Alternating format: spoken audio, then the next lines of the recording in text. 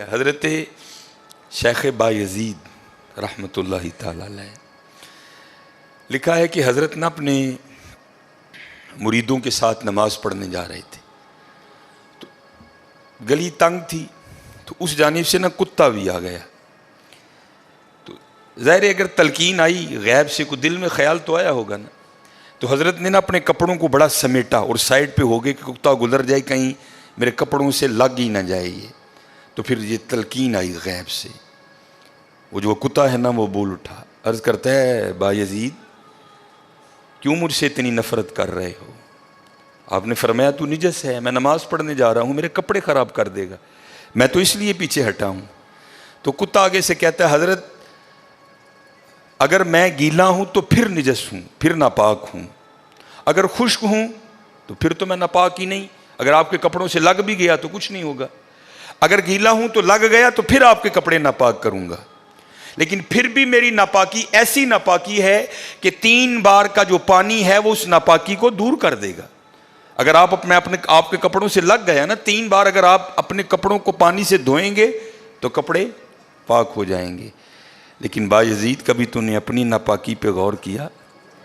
میری ناپاکی تو وہ ہے جس کو 3 پانی دور کر دیتے ہیں, لیکن تیری ناپاکی تو وہ ہے جس کو 7 سمندروں کا پانی بھی نہیں دھو سکتا. جا کے پہلے اپنی ناپاکی دور کر.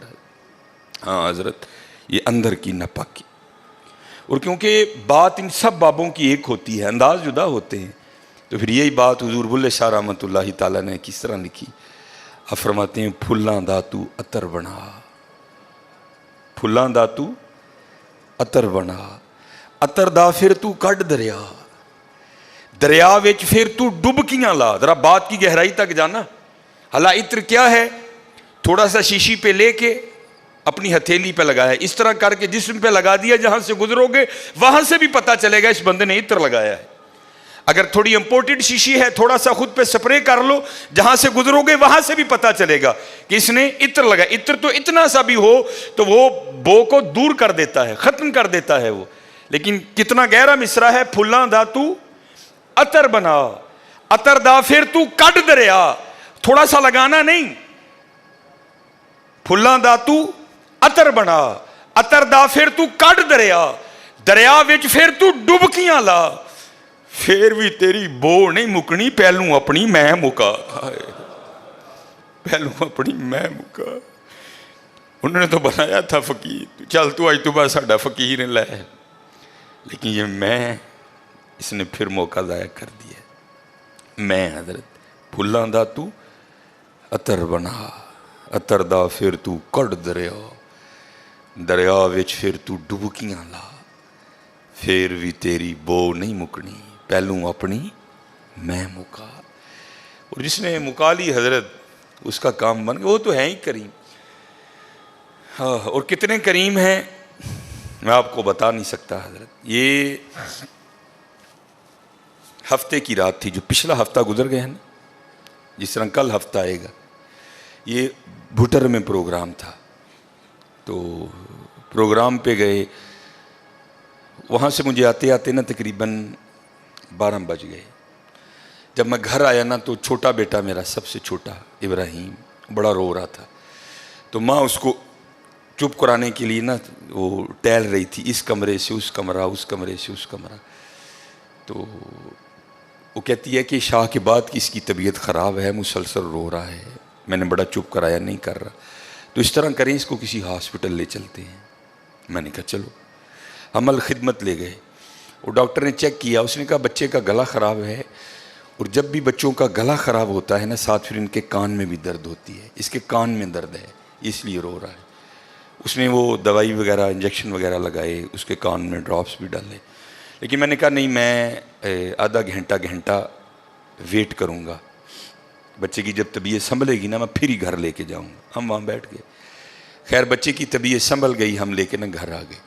اب ظاہر ہے بچے کی طبیعت خراب تھی, اس کی ماں نے عشاء کی نماز نہیں پڑھی تھی, میں نے فرض اور سنتیں پڑھ لی تھی, وتر اور نوافل میں نے بھی نہیں پڑھے تھے. وہ بچہ سو گیا, ہم نے اس کو چارپائی پہ لٹایا, آگے میں نے نماز شروع کر دی, میرے پیچھے میرے بیٹے کی ماں نے نماز شروع کر دی.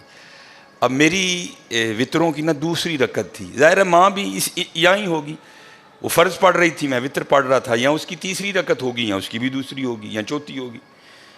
اب اس کی نا آنکھ کھل گئی، اس نے بڑی شدت سے رونا شروع کر دیا.